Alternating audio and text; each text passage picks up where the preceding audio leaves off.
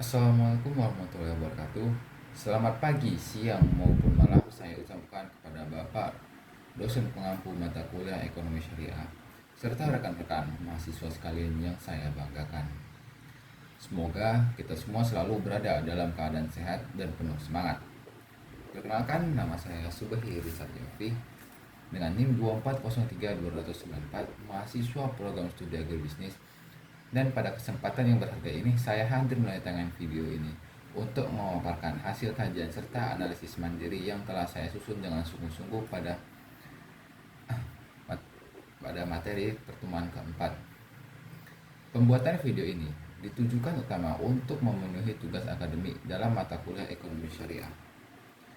Namun, lebih dari sekedar pemenuhan kewajiban, topik yang akan saya angkat kali ini merupakan sebuah refleksi mendalam mengenai bagaimana pilar-pilar ekonomi Islam universal dapat hadir sebagai solusi nyata di tengah dinamika keuangan global modern. Dalam beberapa menit ke depan, kita akan membedah bersama bagaimana penerapan prinsip keadilan, pemerataan kesejahteraan melalui maslahat, serta komitmen untuk menjauhi praktik ribawi dapat diimplementasikan secara konkret, baik dalam skala makro maupun dalam skala aktivitas bisnis sehari-hari. Saya sangat berharap bahwa apa yang saya urai dan bagikan dalam video ini tidak hanya menjadi sekedar paparan materi searah, melainkan mampu memberikan sudut pandang baru, memperkaya khazanah keilmuan kita, serta memantik pemikiran kritis yang dapat kita diskusikan lebih lanjut di ruang kelas nanti.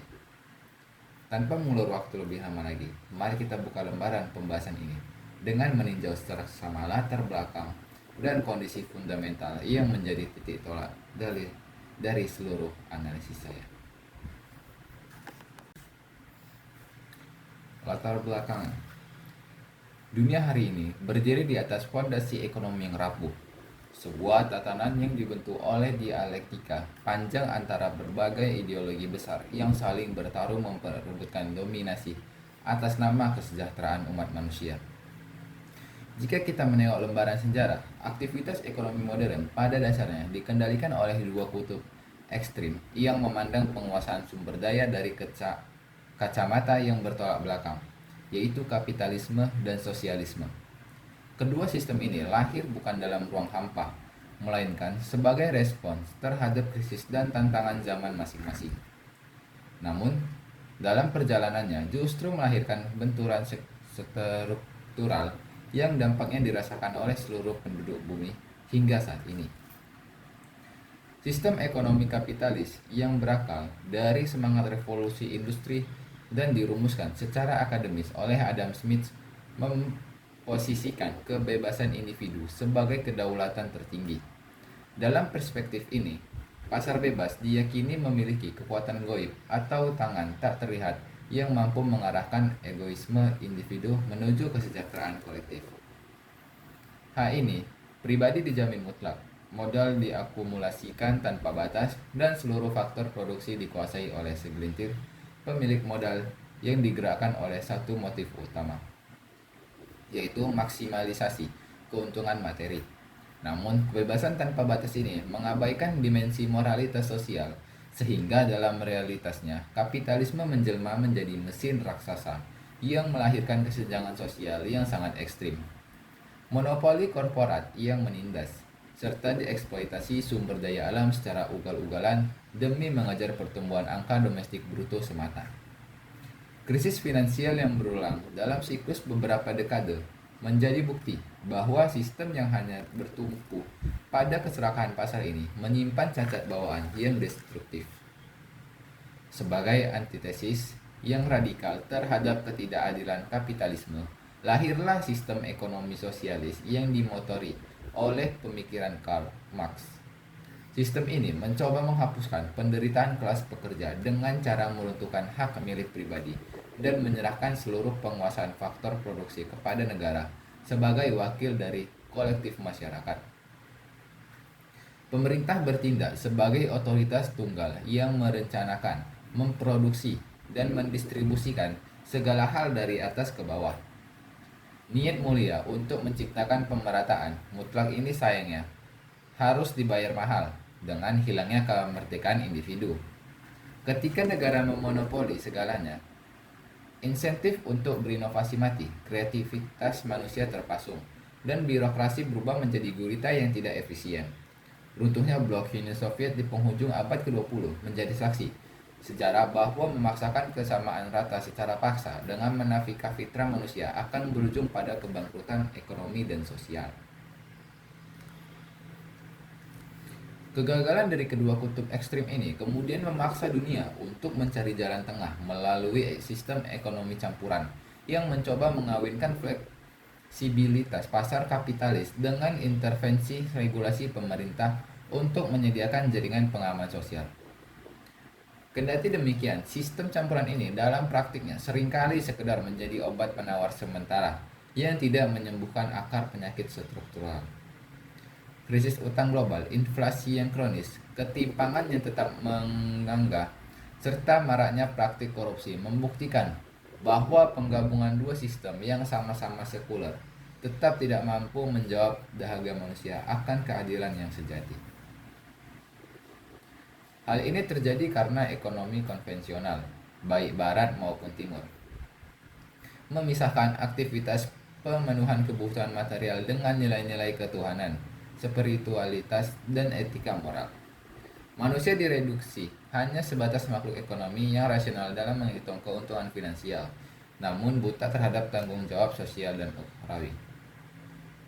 Di tengah kebuntuan dan kejenuhan global terhadap tatanan yang ada, sistem ekonomi syariah hadir bukan sekedar sebagai pemanis atau alternatif tempelan, melainkan sebagai sebuah paradigma baru yang berdiri kokoh di atas fondasi mandiri.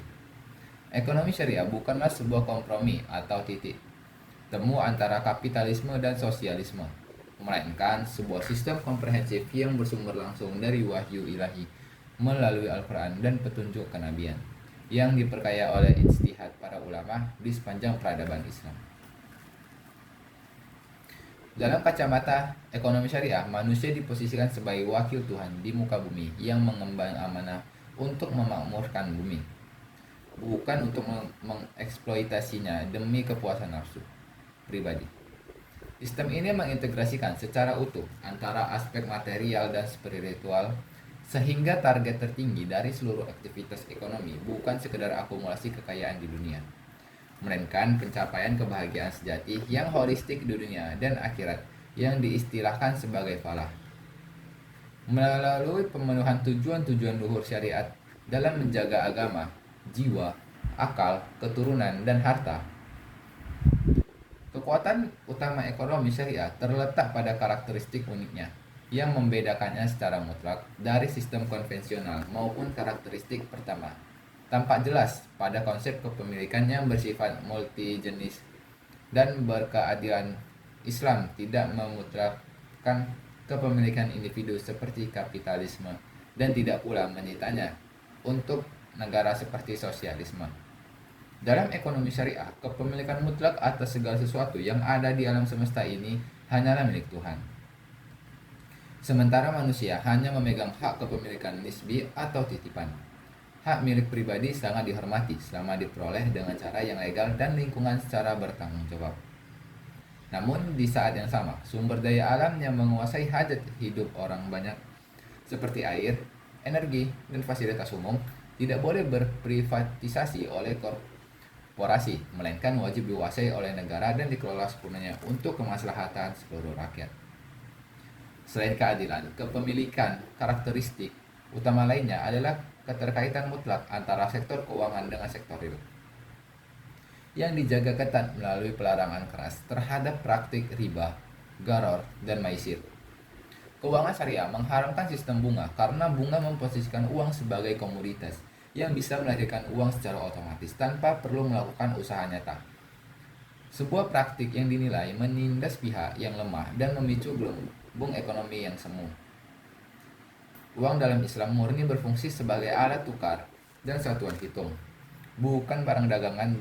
Larangan ini diperkuat dengan penghapusan gharar atau ketidakjelasan dalam transaksi finansial yang dapat merugikan salah satu pihak yang berkontrak, serta penghapusan maisir yang mencakup segala bentuk spekulasi murni, judi, dan perolehan keuntungan tanpa adanya nilai tambah ekonomi yang real.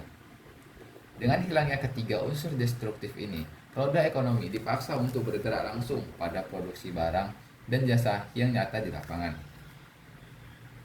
Sebagai gantinya, ekonomi syariah memperkenalkan mekanisme bagi hasil dan berbagi risiko sebagai pilar dalam kemitraan usaha. Berbeda dengan sistem konvensional di mana debitur harus membayar bunga tetap kepada kreditur tanpa peduli apakah bisnisnya sedang untung atau buntung. Sistem syariah mengedepankan keadilan di mana keuntungan didistribusikan berdasarkan kesepakatan awal dan kerugian finansial ditanggung bersama secara proporsional sesuai porsi modal yang disertakan. Hubungan yang tercipta bukan lagi hubungan antara kasta penindas dan yang tertindas, melainkan kemitraan yang setara dan beradab. Kebebasan dalam berinovasi dan membuat kontrak kerja sama dibuka seluas-luasnya sejauh aktivitas tersebut bergerak di ranah produk yang halal dan membawa kebaikan, serta menjauhi komoditas yang merusak moral atau merugikan lingkungan hidup. Karakteristik yang tidak krusial adalah adanya mekanisme redistribusi kekayaan yang terlembaga secara inheren melalui instrumen zakat, infak, sedekah, dan wakaf. Instrumen ini memastikan bahwa tidak boleh hanya berputar di antara orang-orang yang kaya saja. Zakat yang bersifat wajib bertindak sebagai pembersih harta sekaligus jaring pengaman sosial yang memindahkan surplus ekonomi secara langsung dari tangan mereka yang berkecukupan kepada kelompok masyarakat yang membutuhkan. Di sisi lain, wakaf produktif berfungsi sebagai motor penggerak pembangunan peradaban jangka panjang yang mampu menyediakan fasilitas pendidikan, kesehatan, dan infrastruktur secara gratis dan berkelanjutan bagi publik tanpa membebani anggaran negara dengan utang berbasis bunga. Secara keseluruhan, urgensi untuk menelaah perbandingan sistem ekonomi ini menjadi sangat mendesak demi melihat potret kegagalan sistem lama yang telah membawa dunia ke jurang krisis moral dan finansial. Analisis mendalam mengenai latar belakang ini membukakan mata kita bahwa ekonomi syariah bukan sekedar urusan ritual keagamaan yang sempit, melainkan sebuah jawaban struktural, etis, dan rasional atas pincangnya keadilan distributif global. Melalui pilar-pilar operasionalnya yang berbasis pada sektor real, pembagian risiko yang adil, serta kepedulian sosial yang terstruktur. Ekonomi syariah menawarkan cetak biru baru bagi peradaban dunia untuk membangun sistem perekonomian yang tidak hanya kokoh dan tahan terhadap guncangan krisis, tetapi juga mampu menghadirkan kedamaian, keadilan, dan kesejahteraan yang merata bagi seluruh umat manusia tanpa terkecuali. Yang pertama, faktor-faktor yang mempengaruhi sistem ekonomi. Sistem ekonomi sebuah negara tidak muncul dari ruang hampa, melainkan merupakan hasil kristalisasi dari berbagai variabel internal dan eksternal yang saling berkelindan secara kompleks. Faktor paling mendasar yang menjadi jangkar sebuah sistem adalah falsafah dan ideologi negara. Pandangan hidup, falsafah dasar, dan keyakinan spiritual yang dianut oleh suatu bangsa secara otomatis akan mengalir ke dalam struktur hukum dan kebijakan ekonominya. Sebagai contoh, negara yang didirikan di atas piagam kebebasan individu akan mengonstruksi hukum komersial yang protektif terhadap privatisasi. Sedangkan negara yang meletakkan teologi atau kolektivitas sebagai panglima akan mendesain sistem yang membatasi ambisi personal demi keselarasan bersama. Selain aspek ideologis, garis haluan ekonomi sangat ditentukan oleh ketersediaan sumber daya alam dan kondisi geografi.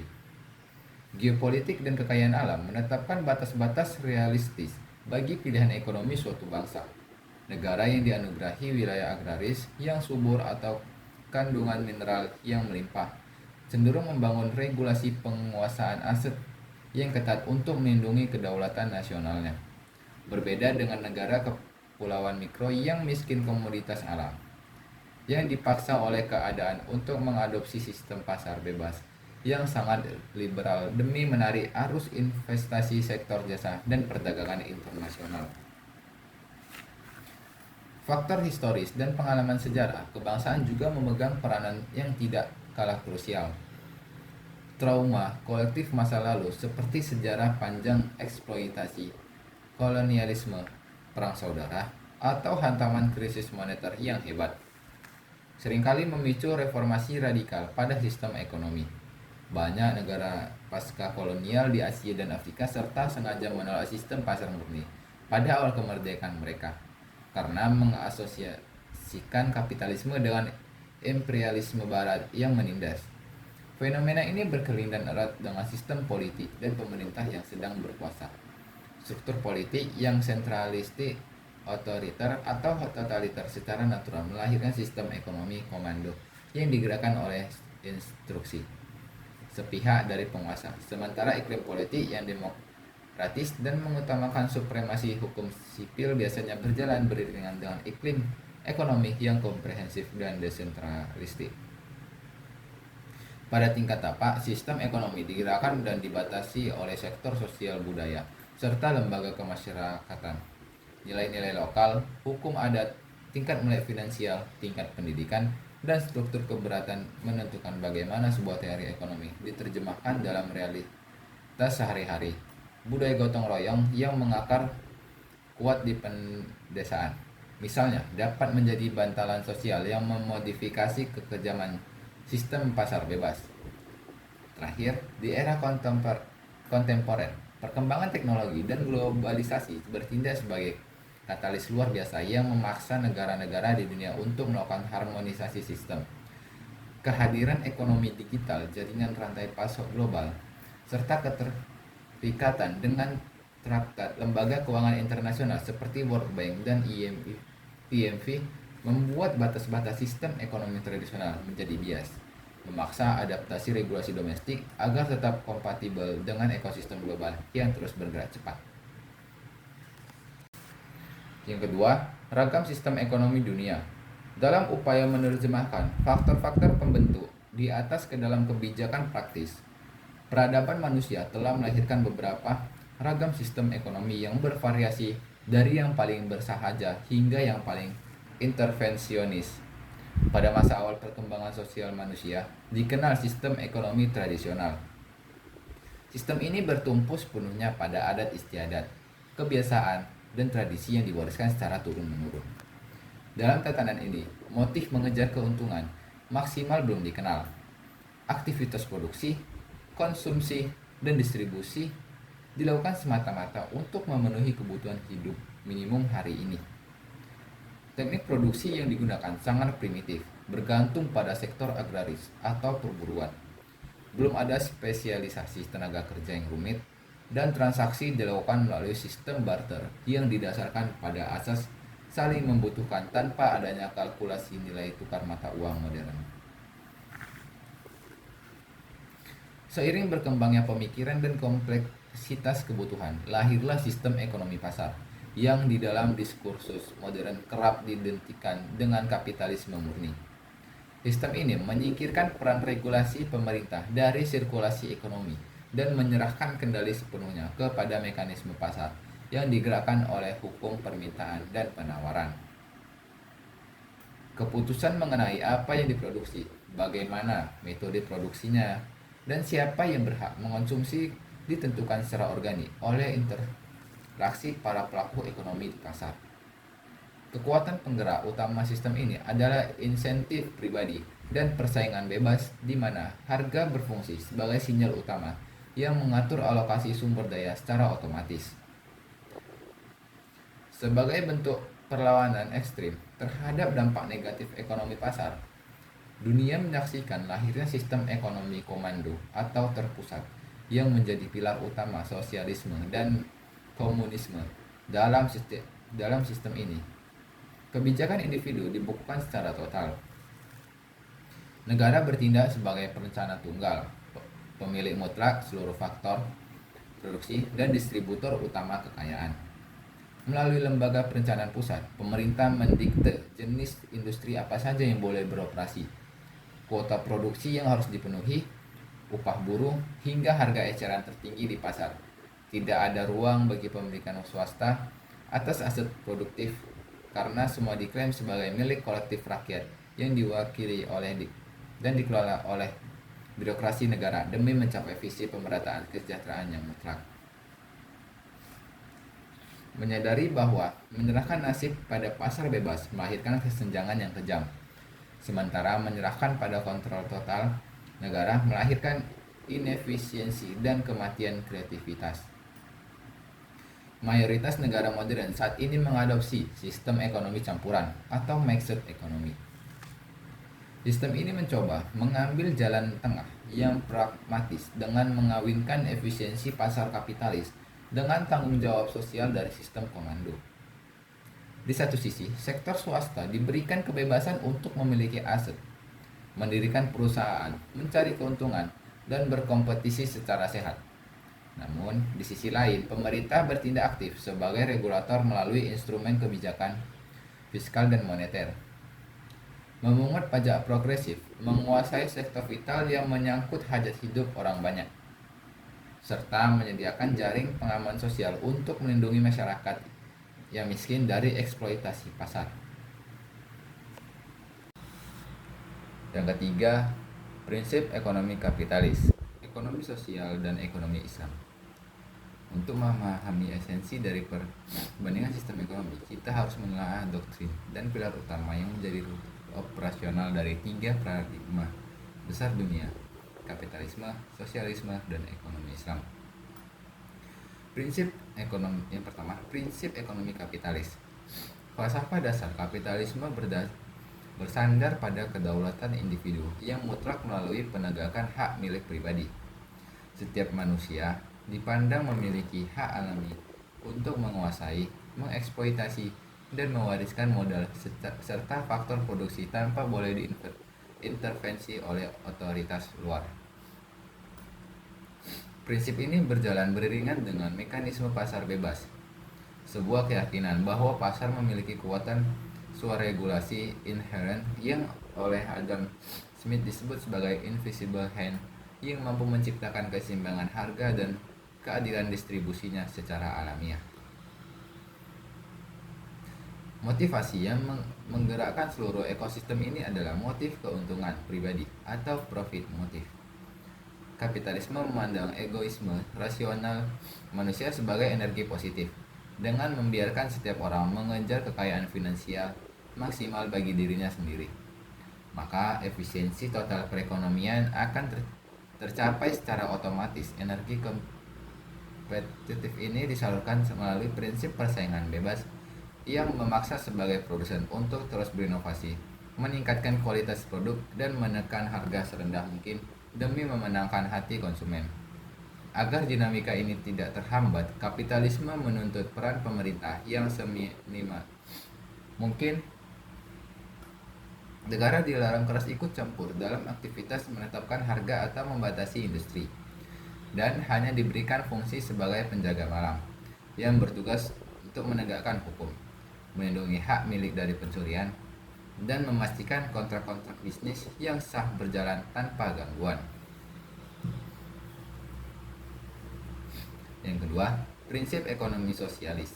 Sistem ekonomi sosialis bergerak dengan arah yang sepenuhnya berkebalikan, di mana pilar utamanya adalah kepemilikan kolektif oleh negara. Dalam doktrin ini, kepemilikan pribadi atas alat-alat produksi dipandang sebagai akar dari segala penindasan dan kesenjangan sosial. Oleh karena itu, semua pabrik, tanah, perkebunan, dan institusi keuangan dinasionalisasi menjadi milik publik yang direpresentasikan oleh otoritas negara. Seluruh sirkulasi ekonomi dijalankan melalui prinsip perencanaan pusat atau central planning, di mana mekanisme pasar dihapus dan digantikan oleh komando birokrasi. Lembaga negara menentukan skala prioritas kebutuhan nasional, mengalokasikan tenaga kerja ke berbagai sektor, dan mendistribusikan hasil produksi secara terpusat. Prinsip dasar yang melandasikan gerakan ini adalah pencapaian kesamaan rata atau equality demi terciptanya masyarakat tanpa kelas sosial. Sosialisme menempatkan kepentingan publik dan solidaritas kolektif jauh di atas ambisi individualisme. Segala bentuk keputusan ekonomi diukur berdasarkan kemaslahatan sosial, bukan berdasarkan kalkulasi laba rugi finansial yang bersifat spekulatif. Keuntungan finansial sepihak dilarang karena dianggap sebagai surplus nilai kerja buruh yang dirampas secara tidak adil.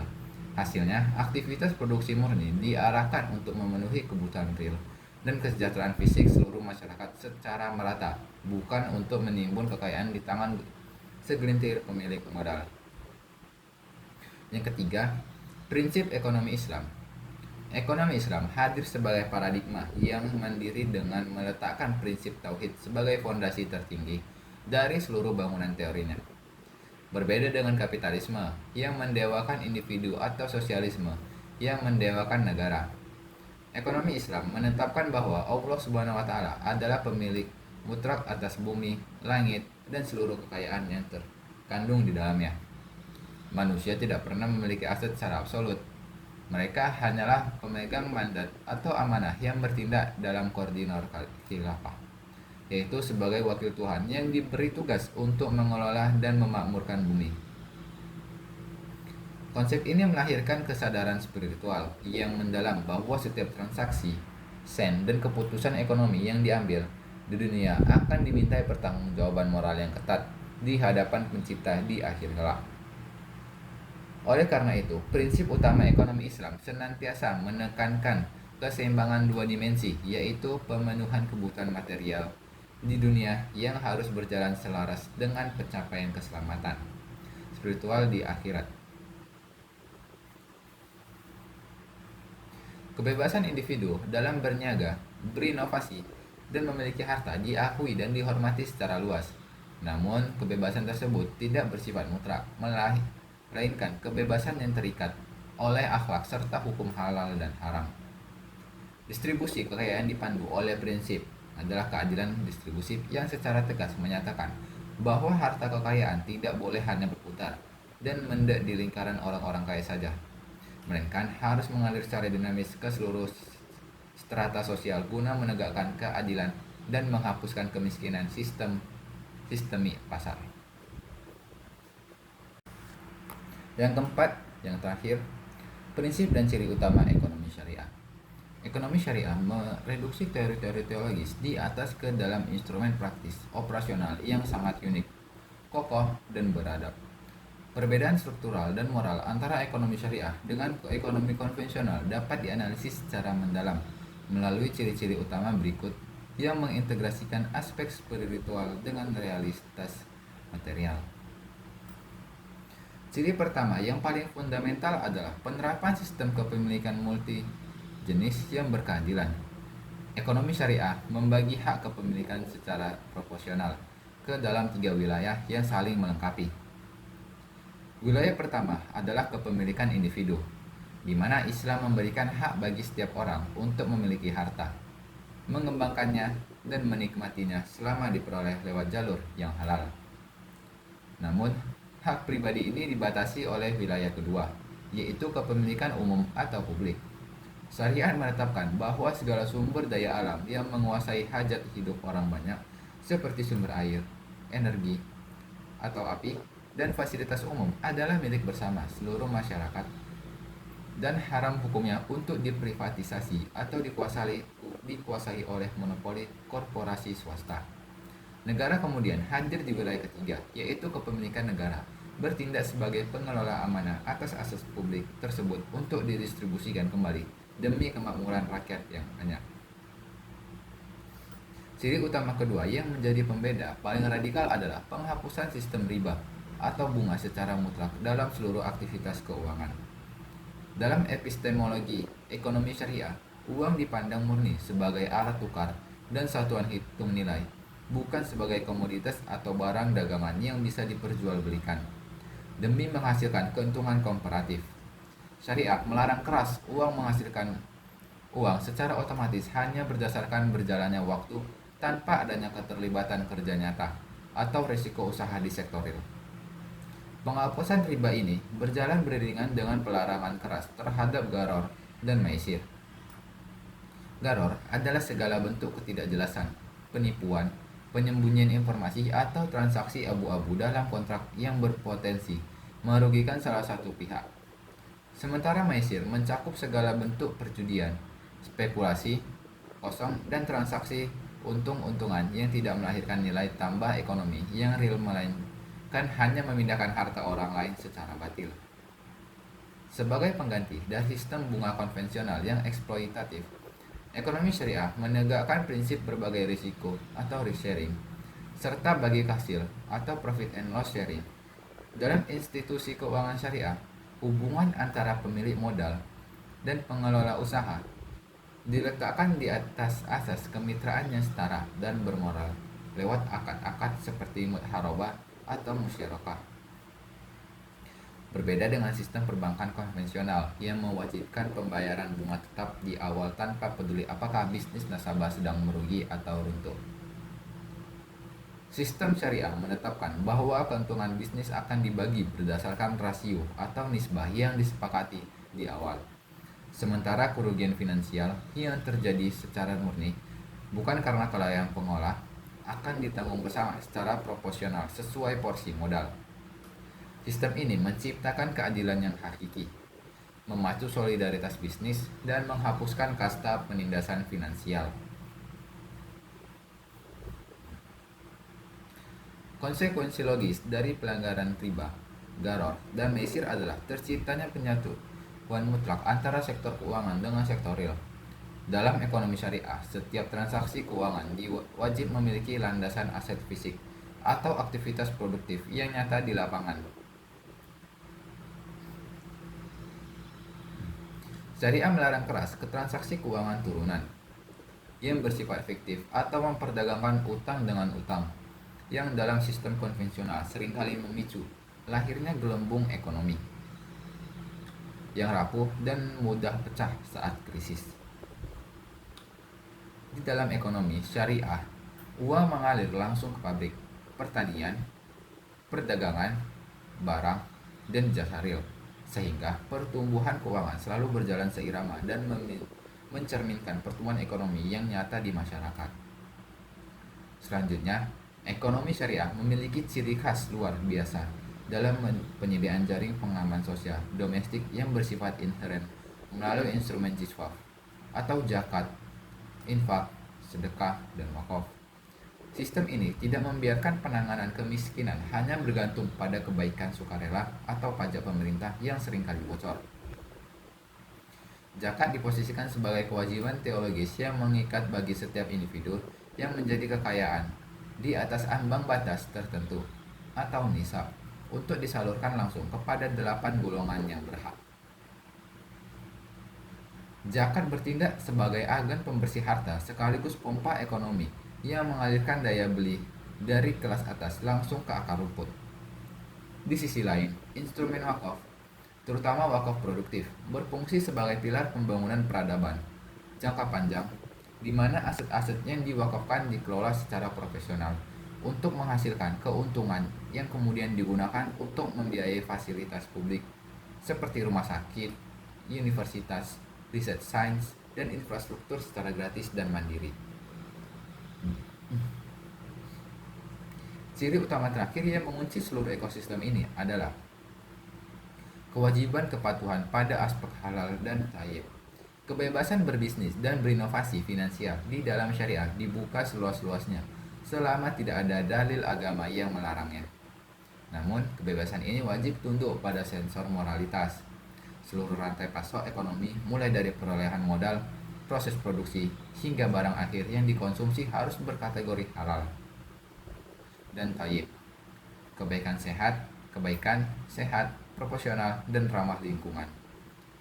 Ekonomi syariah melarang keras segala bentuk investasi atau perdagangan pada sektor-sektor yang merusak moralitas, kesehatan, dan ekologi manusia seperti industri minuman keras, perjudian, prostitusi, pornografi, persenjataan ilegal, serta eksploitasi alam yang merusak kesinambungan masa depan bumi.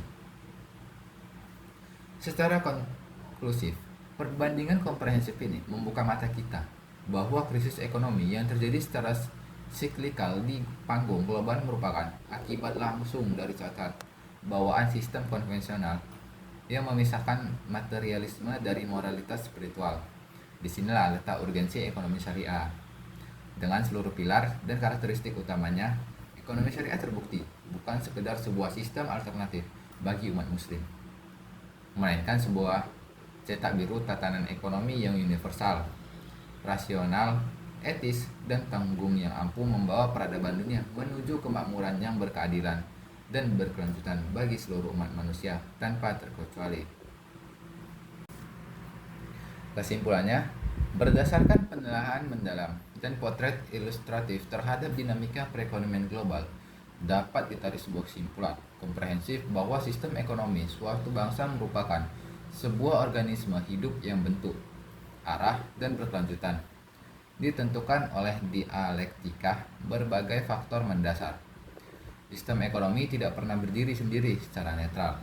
Ia merupakan refleksi langsung dari benturan antara falsafah ideologi, kondisi geografis, trauma sejarah, konformitas, sistem politik, nilai sosial budaya setempat, hingga determinasi gelombang teknologi modern. Rangkaian variabel inilah yang mengonstruksi bagaimana sebuah peradaban menjawab tantangan kelangkaan sumber daya dan mengalokasikan kemakmuran kepada masyarakatnya. Perjalanan sejarah telah mempertontonkan ragam spektrum sistem ekonomi dunia, mulai dari kesederhanaan sistem tradisional yang mengandalkan barter dan subsistensi, hingga lahirnya dua kutub ekstrim yang saling bertolak belakang, kapitalisme dan sosialisme. Eksperimen panjang terhadap kedua kutub konvensional ini termasuk upaya moderasi melalui sistem ekonomi campuran, pada akhirnya menyingkap adanya cacat bawaan yang sistemik kapitalisme dengan prinsip kebebasan hak milik pribadi mutlak dan motif laba tanpa batas. Terbukti melahirkan kesenjangan sosial yang menganga, eksploitasi alam yang destruktif secara kerapuhan finansial akibat maraknya spekulasi. Di sisi lain, sosialisme yang mencoba memutlakkan kepemilikan negara demi pemerataan justru berakhir pada kematian kreativitas individu, inefisiensi birokrasi, dan kegagalan struktural karena menafikan fitrah manusia. Kegagalan kedua sistem konvensional ini berakar pada pemisahan yang tegas antara aktivitas pemenuhan material keduniawi dengan nilai-nilai spiritualitas, ketuhanan, dan moralitas sosial. Di tengah kebuntuan struktural tersebut, sistem ekonomi syariah hadir bukan sekedar sebagai instrumen alternatif atau sekedar titik tengah yang kompromistis, melainkan sebagai sebuah paradigma mandiri yang holistik dan integral. Di bawah ini, naungan prinsip ekonomi Islam yang berlandaskan tauhid, khilafah, adalah dan keseimbangan dua dimensi. Manusia diposisikan sebagai pemegang amanah yang wajib mempertanggungjawabkan sebagai aktivitas ekonominya demi meraih kebahagiaan sejati di dunia dan akhirat. Sistem ini berhasil mengawinkan kebebasan individu dalam berniaga dengan tanggung jawab sosial yang terbimbing oleh rambu-rambu hukum agama. Secara operasional, keunggulan struktural dan moral ekonomi syariah terwujud secara nyata melalui karakteristik utamanya yang sangat kokoh. Melalui konsep kepemilikan multijenis, syariah melindungi hak pribadi sekaligus memproteksi sumber daya publik agar tidak dimonopoli oleh segelintir korporasi. Dengan menghapus praktik riba, gharar, dan maisir serta menerapkan prinsip berbagi risiko dan bagi hasil. Ekonomi syariah mengikis kasta penindasan keuangan dan meletakkan fondasi kemitraan yang setara dan beradab. Kewajiban menyatukan sektor keuangan dengan sektor real menjadi benteng pertahanan yang tangguh terhadap ancaman krisis finansial global dan gelembung ekonomi semu. Lebih dari itu, eksistensi instrumen jiswaf yang produktif menyediakan jaring pengaman sosial yang mandiri untuk mengentaskan kemiskinan yang disempurnakan oleh kewajiban kepatuhan pada aspek halal dan thayyib demi menjaga kelestarian lingkungan serta moralitas peradaban. Pada akhirnya, kesimpulan besar ini menegaskan bahwa ekonomi syariah menawarkan sebuah cetak biru baru yang rasional, etis, dan berkelanjutan bagi masa depan perekonomian dunia. Ketika sistem ekonomi konvensional kiat terjebak dalam krisis moral dan ketimpangan distributif, karakteristik multidimensi ekonomi syariah membuktikan dirinya mampu menghadirkan keadilan yang memanusiakan manusia, stabilitas yang berakar pada produktivitas nyata, serta kesejahteraan yang merata. Ekonomi syariah bukan lagi sekedar pelengkap identitas ritual keagamaan, melainkan sebuah solusi universal yang konkret untuk membangun tatanan dunia yang lebih adil, damai, dan membawa rahmat bagi seluruh alam semesta. Sekian materi dari apa yang saya sampaikan. Lebih kurangnya mohon maaf. Assalamualaikum warahmatullahi wabarakatuh. Sistem ekonomi campuran atau mixed economy. Sistem ini mencoba mengambil jalan tengah yang pragmatis dengan mengawinkan efisiensi pasar kapitalis dengan tanggung jawab sosial dari sistem komando. Di satu sisi, sektor swasta diberikan kebebasan untuk memiliki aset, mendirikan perusahaan, mencari keuntungan, dan berkompetisi secara sehat. Namun, di sisi lain, pemerintah bertindak aktif sebagai regulator melalui instrumen kebijakan fiskal dan moneter, memungut pajak progresif, menguasai sektor vital yang menyangkut hajat hidup orang banyak, serta menyediakan jaring pengaman sosial untuk melindungi masyarakat yang miskin dari eksploitasi pasar. Yang ketiga, prinsip ekonomi kapitalis, ekonomi sosial, dan ekonomi Islam. Untuk memahami esensi dari perbandingan sistem ekonomi, kita harus menelaah doktrin dan pilar utama yang menjadi operasional dari tiga paradigma besar dunia: kapitalisme, sosialisme, dan ekonomi Islam. Prinsip ekonomi yang pertama, prinsip ekonomi kapitalis. Falsafah dasar kapitalisme bersandar pada kedaulatan individu yang mutlak melalui penegakan hak milik pribadi. Setiap manusia dipandang memiliki hak alami untuk menguasai, mengeksploitasi, dan mewariskan modal serta faktor produksi tanpa boleh diintervensi oleh otoritas luar. Prinsip ini berjalan beriringan dengan mekanisme pasar bebas, sebuah keyakinan bahwa pasar memiliki kekuatan swaregulasi inherent yang oleh Adam Smith disebut sebagai invisible hand, yang mampu menciptakan keseimbangan harga dan keadilan distribusinya secara alamiah. Motivasi yang menggerakkan seluruh ekosistem ini adalah motif keuntungan pribadi atau profit motif.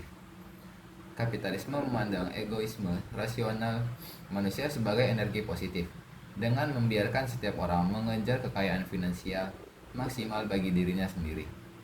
Maka efisiensi total perekonomian akan tercapai secara otomatis. Energi kompetitif ini disalurkan melalui prinsip persaingan bebas yang memaksa sebagai produsen untuk terus berinovasi, meningkatkan kualitas produk, dan menekan harga serendah mungkin demi memenangkan hati konsumen. Agar dinamika ini tidak terhambat, kapitalisme menuntut peran pemerintah yang seminimal mungkin. Negara dilarang keras ikut campur dalam aktivitas menetapkan harga atau membatasi industri, dan hanya diberikan fungsi sebagai penjaga malam yang bertugas untuk menegakkan hukum, melindungi hak milik dari pencurian, dan memastikan kontrak-kontrak bisnis yang sah berjalan tanpa gangguan. Yang kedua, prinsip ekonomi sosialis. Sistem ekonomi sosialis bergerak dengan arah yang sepenuhnya berkebalikan, di mana pilar utamanya adalah kepemilikan kolektif oleh negara. Dalam doktrin ini, kepemilikan pribadi atas alat-alat produksi dipandang sebagai akar dari segala penindasan dan kesenjangan sosial.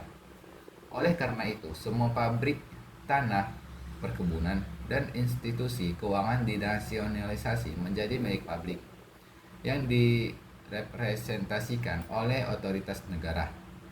Seluruh sirkulasi ekonomi dijalankan melalui prinsip perencanaan pusat atau central planning, di mana mekanisme pasar dihapus dan digantikan oleh komando birokrasi.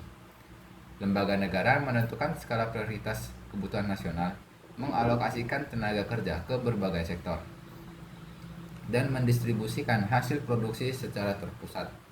Prinsip dasar yang melandasikan negara gerakan ini adalah pencapaian kesamaan rata atau equality demi terciptanya masyarakat tanpa kelas sosial. Sosialisme menempatkan kepentingan publik dan solidaritas kolektif jauh di atas ambisi individualisme. Segala bentuk keputusan ekonomi diukur berdasarkan kemaslahatan sosial, bukan berdasarkan kalkulasi laba rugi finansial yang bersifat spekulatif. Keuntungan finansial sepihak dilarang karena dianggap sebagai surplus nilai kerja buruh yang dirampas secara tidak adil. Hasilnya, aktivitas produksi murni diarahkan untuk memenuhi kebutuhan real dan kesejahteraan fisik seluruh masyarakat secara merata, bukan untuk menimbun kekayaan di tangan segelintir pemilik modal. Yang ketiga, prinsip ekonomi Islam. Ekonomi Islam hadir sebagai paradigma yang mandiri dengan meletakkan prinsip tauhid sebagai fondasi tertinggi dari seluruh bangunan teorinya. Berbeda dengan kapitalisme yang mendewakan individu atau sosialisme yang mendewakan negara. Ekonomi Islam menetapkan bahwa Allah Subhanahu wa taala adalah pemilik mutlak atas bumi, langit, dan seluruh kekayaan yang terkandung di dalamnya. Manusia tidak pernah memiliki aset secara absolut. Mereka hanyalah pemegang mandat atau amanah yang bertindak dalam koordinat khilafah, yaitu sebagai wakil Tuhan yang diberi tugas untuk mengelola dan memakmurkan bumi. Konsep ini melahirkan kesadaran spiritual yang mendalam bahwa setiap transaksi, sen, dan keputusan ekonomi yang diambil di dunia akan dimintai pertanggungjawaban moral yang ketat di hadapan Pencipta di akhir kelak. Oleh karena itu, prinsip utama ekonomi Islam senantiasa menekankan keseimbangan dua dimensi, yaitu pemenuhan kebutuhan material di dunia yang harus berjalan selaras dengan pencapaian keselamatan spiritual di akhirat. Kebebasan individu dalam berniaga, berinovasi, dan memiliki harta diakui dan dihormati secara luas. Namun, kebebasan tersebut tidak bersifat mutlak, melainkan kebebasan yang terikat oleh akhlak serta hukum halal dan haram. Distribusi kekayaan dipandu oleh prinsip adalah keadilan distribusi yang secara tegas menyatakan bahwa harta kekayaan tidak boleh hanya berputar dan mendek di lingkaran orang-orang kaya saja, melainkan harus mengalir secara dinamis ke seluruh strata sosial guna menegakkan keadilan dan menghapuskan kemiskinan sistemi pasar. Yang keempat, yang terakhir, prinsip dan ciri utama ekonomi syariah. Ekonomi syariah mereduksi teori-teori teologis di atas ke dalam instrumen praktis operasional yang sangat unik, kokoh, dan beradab. Perbedaan struktural dan moral antara ekonomi syariah dengan ekonomi konvensional dapat dianalisis secara mendalam melalui ciri-ciri utama berikut yang mengintegrasikan aspek spiritual dengan realitas material. Ciri pertama yang paling fundamental adalah penerapan sistem kepemilikan multi jenis yang berkeadilan. Ekonomi syariah membagi hak kepemilikan secara proporsional ke dalam 3 wilayah yang saling melengkapi. Wilayah pertama adalah kepemilikan individu, di mana Islam memberikan hak bagi setiap orang untuk memiliki harta, mengembangkannya, dan menikmatinya selama diperoleh lewat jalur yang halal. Namun, hak pribadi ini dibatasi oleh wilayah kedua, yaitu kepemilikan umum atau publik. Syariat menetapkan bahwa segala sumber daya alam yang menguasai hajat hidup orang banyak, seperti sumber air, energi, atau api, dan fasilitas umum adalah milik bersama seluruh masyarakat dan haram hukumnya untuk diprivatisasi atau dikuasai oleh monopoli korporasi swasta. Negara kemudian hadir di wilayah ketiga, yaitu kepemilikan negara, bertindak sebagai pengelola amanah atas aset publik tersebut untuk didistribusikan kembali demi kemakmuran rakyat yang banyak. Ciri utama kedua yang menjadi pembeda paling radikal adalah penghapusan sistem riba atau bunga secara mutlak dalam seluruh aktivitas keuangan. Dalam epistemologi ekonomi syariah, uang dipandang murni sebagai alat tukar dan satuan hitung nilai, bukan sebagai komoditas atau barang dagangan yang bisa diperjualbelikan demi menghasilkan keuntungan komparatif. Syariat melarang keras uang menghasilkan uang secara otomatis hanya berdasarkan berjalannya waktu tanpa adanya keterlibatan kerja nyata atau risiko usaha di sektor real. Penghapusan riba ini berjalan beriringan dengan pelarangan keras terhadap Gharar dan Maisir. Gharar adalah segala bentuk ketidakjelasan, penipuan, penyembunyian informasi atau transaksi abu-abu dalam kontrak yang berpotensi merugikan salah satu pihak. Sementara Maisir mencakup segala bentuk perjudian, spekulasi, kosong, dan transaksi untung-untungan yang tidak melahirkan nilai tambah ekonomi yang real melainkan hanya memindahkan harta orang lain secara batil. Sebagai pengganti dari sistem bunga konvensional yang eksploitatif, ekonomi syariah menegakkan prinsip berbagai risiko atau risk sharing, serta bagi hasil atau profit and loss sharing. Dalam institusi keuangan syariah, hubungan antara pemilik modal dan pengelola usaha diletakkan di atas asas kemitraan yang setara dan bermoral lewat akad-akad seperti mudharabah atau musyarakah. Berbeda dengan sistem perbankan konvensional yang mewajibkan pembayaran bunga tetap di awal tanpa peduli apakah bisnis nasabah sedang merugi atau runtuh. Sistem syariah menetapkan bahwa keuntungan bisnis akan dibagi berdasarkan rasio atau nisbah yang disepakati di awal. Sementara kerugian finansial yang terjadi secara murni, bukan karena kelalaian pengolah, akan ditanggung bersama secara proporsional sesuai porsi modal. Sistem ini menciptakan keadilan yang hakiki, memacu solidaritas bisnis, dan menghapuskan kasta penindasan finansial. Konsekuensi logis dari pelanggaran riba, Gharar, dan Maisir adalah terciptanya penyatuan mutlak antara sektor keuangan dengan sektor real. Dalam ekonomi syariah, setiap transaksi keuangan wajib memiliki landasan aset fisik atau aktivitas produktif yang nyata di lapangan. Syariah melarang keras ke transaksi keuangan turunan yang bersifat fiktif atau memperdagangkan utang dengan utang, yang dalam sistem konvensional seringkali memicu lahirnya gelembung ekonomi yang rapuh dan mudah pecah saat krisis. Di dalam ekonomi syariah, uang mengalir langsung ke pabrik, pertanian, perdagangan, barang, dan jasa real, sehingga pertumbuhan keuangan selalu berjalan seirama dan mencerminkan pertumbuhan ekonomi yang nyata di masyarakat. Selanjutnya, ekonomi syariah memiliki ciri khas luar biasa dalam penyediaan jaring pengaman sosial domestik yang bersifat inheren melalui instrumen jiswaf atau zakat, infak, sedekah, dan wakaf.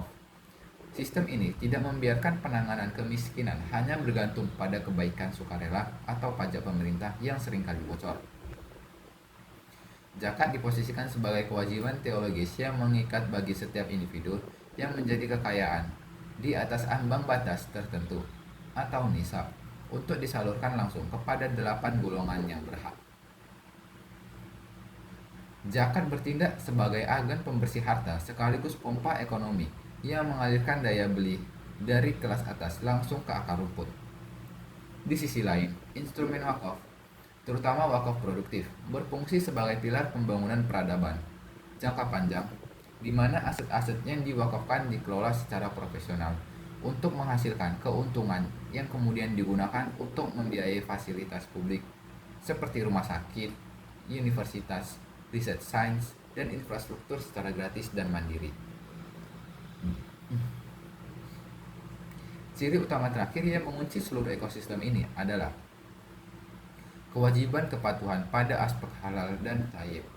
Kebebasan berbisnis dan berinovasi finansial di dalam syariah dibuka seluas-luasnya selama tidak ada dalil agama yang melarangnya.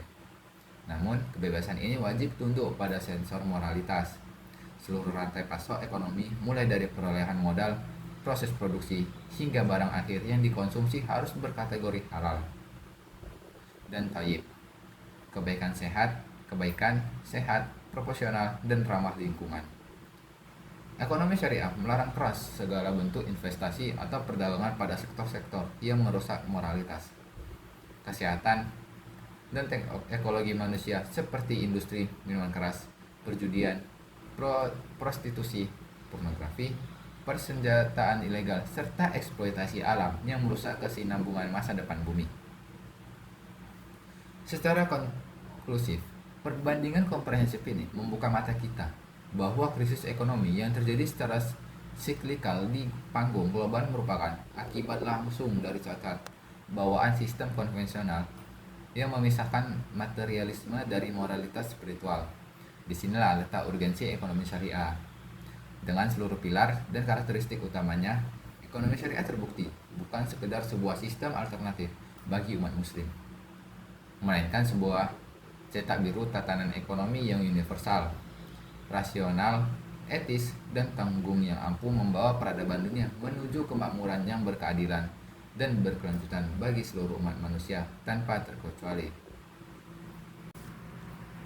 Kesimpulannya, berdasarkan penelaahan mendalam dan potret ilustratif terhadap dinamika perekonomian global, dapat ditarik sebuah kesimpulan komprehensif bahwa sistem ekonomi suatu bangsa merupakan sebuah organisme hidup yang bentuk, arah, dan berkelanjutan ditentukan oleh dialektika berbagai faktor mendasar. Sistem ekonomi tidak pernah berdiri sendiri secara netral. Ia merupakan refleksi langsung dari benturan antara falsafah ideologi, kondisi geografis, trauma sejarah, konformitas, sistem politik, nilai sosial budaya setempat, hingga determinasi gelombang teknologi modern. Rangkaian variabel inilah yang mengonstruksi bagaimana sebuah peradaban menjawab tantangan kelangkaan sumber daya dan mengalokasikan kemakmuran kepada masyarakatnya. Perjalanan sejarah telah mempertontonkan ragam spektrum sistem ekonomi dunia, mulai dari kesederhanaan sistem tradisional yang mengandalkan barter dan subsistensi, hingga lahirnya dua kutub ekstrim yang saling bertolak belakang, kapitalisme dan sosialisme. Eksperimen panjang terhadap kedua kutub konvensional ini termasuk upaya moderasi melalui sistem ekonomi campuran, pada akhirnya menyingkap adanya cacat bawaan yang sistemik kapitalisme dengan prinsip kebebasan hak milik pribadi mutlak dan motif laba tanpa batas. Terbukti melahirkan kesenjangan sosial yang menganga, eksploitasi alam yang destruktif, secara kerapuhan finansial akibat maraknya spekulasi. Di sisi lain, sosialisme yang mencoba memutlakkan kepemilikan negara demi pemerataan justru berakhir pada kematian kreativitas individu, inefisiensi birokrasi, dan kegagalan struktural karena menafikan fitrah manusia. Kegagalan kedua sistem konvensional ini berakar pada pemisahan yang tegas antara aktivitas pemenuhan material keduniawi dengan nilai-nilai spiritualitas, ketuhanan, dan moralitas sosial. Di tengah kebuntuan struktural tersebut, sistem ekonomi syariah hadir bukan sekedar sebagai instrumen alternatif atau sekedar titik tengah yang kompromistis, melainkan sebagai sebuah paradigma mandiri yang holistik dan integral. Di bawah ini, naungan prinsip ekonomi Islam yang berlandaskan tauhid, khilafah, adalah dan keseimbangan dua dimensi. Manusia diposisikan sebagai pemegang amanah yang wajib mempertanggungjawabkan sebagai aktivitas ekonominya demi meraih kebahagiaan sejati di dunia dan akhirat. Sistem ini berhasil mengawinkan kebebasan individu dalam berniaga dengan tanggung jawab sosial yang terbimbing oleh rambu-rambu hukum agama. Secara operasional, keunggulan struktural dan moral ekonomi syariah terwujud secara nyata melalui karakteristik utamanya yang sangat kokoh. Melalui konsep kepemilikan multijenis, syariah melindungi hak pribadi sekaligus memproteksi sumber daya publik agar tidak dimonopoli oleh segelintir korporasi. Dengan menghapus praktik riba, gharar, dan maisir serta menerapkan prinsip berbagi risiko dan bagi hasil. Ekonomi syariah mengikis kasta penindasan keuangan dan meletakkan fondasi kemitraan yang setara dan beradab. Kewajiban menyatukan sektor keuangan dengan sektor real menjadi benteng pertahanan yang tangguh terhadap ancaman krisis finansial global dan gelembung ekonomi semu. Lebih dari itu, eksistensi instrumen jiswaf yang produktif menyediakan jaring pengaman sosial yang mandiri untuk mengentaskan kemiskinan yang disempurnakan oleh kewajiban kepatuhan pada aspek halal dan thayyib demi menjaga kelestarian lingkungan serta moralitas peradaban. Pada akhirnya, kesimpulan besar ini menegaskan bahwa ekonomi syariah menawarkan sebuah cetak biru baru yang rasional, etis, dan berkelanjutan bagi masa depan perekonomian dunia. Ketika sistem ekonomi konvensional kiat terjebak dalam krisis moral dan ketimpangan distributif, karakteristik multidimensi ekonomi syariah membuktikan dirinya mampu menghadirkan keadilan yang memanusiakan manusia, stabilitas yang berakar pada produktivitas nyata, serta kesejahteraan yang merata.